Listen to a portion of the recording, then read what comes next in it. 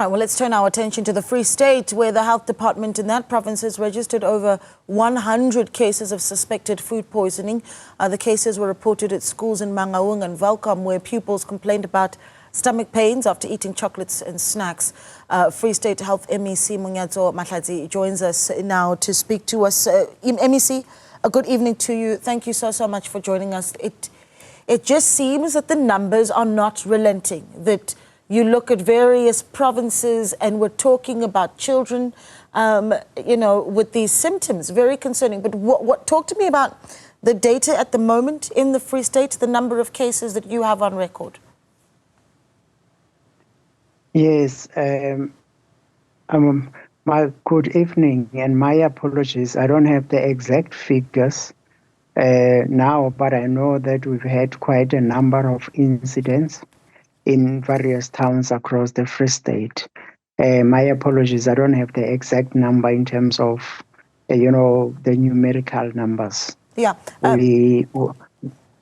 Yeah, but your understanding, MEC, as to what has happened in the various communities, and you can talk to me about perhaps 2 or 3 examples of communities at the root of what has happened with the food. Was it puzzle shops and schools?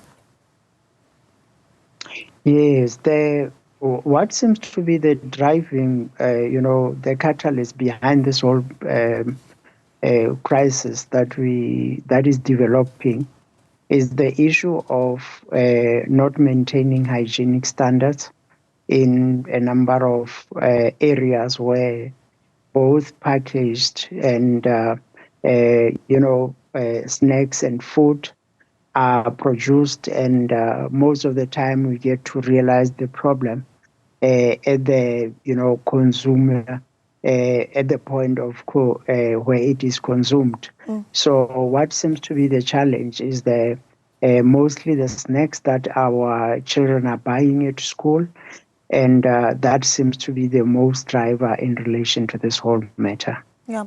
What's the message from government then in the Free State around what we do about it? Certainly in Gauteng, the Gauteng government talking about, all right, spaza shops needing to re-register, bylaws needing to be enforced. In Limpopo, a ban on the sale of food at schools was in place, and now that's been lifted. What are the measures in place for the Free State, for residents, schools and spaza shops that are watching? What's the message?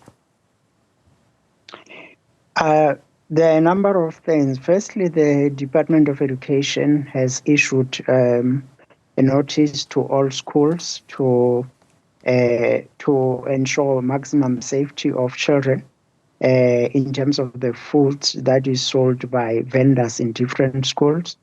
From ourselves at the Department of Health, we have ensured that our environmental health practitioners are all out to deal with the issue of hygienic standards and compliance with the standards across the province. What appears to be the challenge is that not all of our municipalities have adopted the bylaws that are supposed to be guiding us in relation to compliance issues. And as a result, we will be tabling proposals in the local government summit that's coming up next week in the province to try and ensure that all municipalities in the province get to adopt standard kind of bylaws so that our enforcement agencies can be able to drive that part. But the final thing that we are doing as a Free State is that we have launched an app. That app that we have launched is the one that is assisting our environmental health practitioners. It's the Global Green World app that has been developed in-house. That's going to assist us in terms of reducing paperwork when inspections are done. We believe that with those measures, including our cooperation with COCTA and other departments, things would work out better. Yeah, you talk about this, the Global Green Mobile. You've described it as a leap forward in environmental health. Very interesting. What you, are expecting to get out of it? Of course, the plan here to reduce carbon footprint even of the department.